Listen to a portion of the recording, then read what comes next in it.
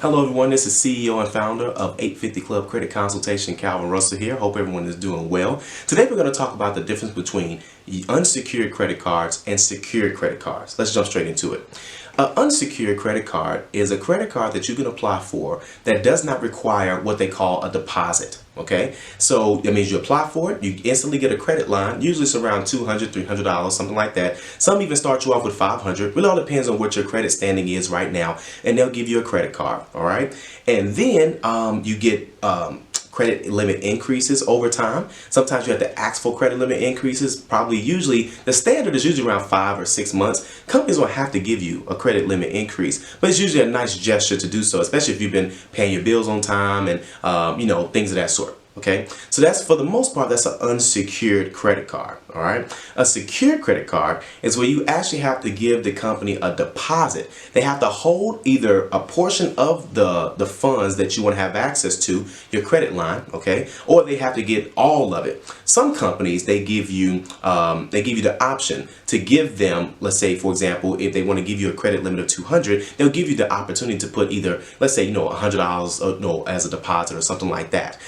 If you go to your bank, they're probably going to ask you for either $500 or maybe $300 as a deposit. Keep in mind, there's two different things happening here. You have deposit and you have down payment. A lot of people are used to the word down payment. Down payment means you give the money to the financial entity and they're not going to give it back because it's a down payment, right? And usually that's if you are looking at an installment loan, okay? And that's it could be a personal loan, student loan, auto loan, mortgage loan. That's where down payment is usually more popular. But in this case, it's a deposit. So that means that once you close out the account, you close out the credit card, you'll be able to get that full deposit back, okay? And make sure you read your credit card terms and agreements.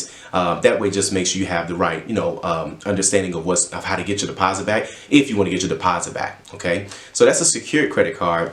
Is that you need a deposit, okay? Now there's a lot of different companies that will do a credit check, okay? As you already know, that's probably gonna happen. There's some companies that won't do a credit check at all. You just have to have like a checking account. And then there's some companies out there, very hard to find, by the way, that don't do a credit check or require that you have a bank account, okay? And I did a video on that as well too. So I'll make sure I put the links on both so you guys can check that out too. So again, unsecured credit card, you don't need a deposit.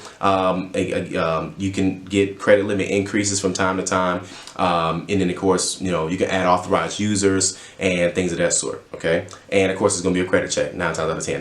That's how they determine if you deserve to have, if you're credit worthy to have an unsecured credit card. Then the secured credit card, they have to secure the funds in order for you to have access to them, and of course they're going to report to all 3 credit bureaus, both cards, no matter which one you decide to go with. And the only way to get their money back most of the time is if you close the account out. Now there are a lot of companies that will start to change the rules on that, meaning that if you just pay them on time for a year, then you can still get your deposit back if you close the account, but they turn it into an unsecured credit card, which is pretty cool because you don't have to worry about closing the account out just to get the money and then getting unsecured down the line.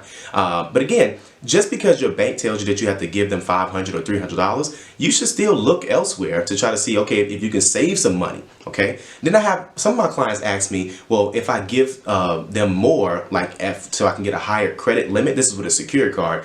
Let's say, for example, the bank says, hey, if you give us $300, then your limit is $300. And I had a client say, what if I give them $500? Well, that doesn't impact your credit score any type of way from the amount of money that you give them, okay? It's not like if you get them $1,000 and you have a credit limit of $1,000 that's going to change anything with your credit score, depending on how you use the card. You still got to pay your bills on time and keep the utilization low. I mean, these are things that you should know, and just in general, outside of a credit card.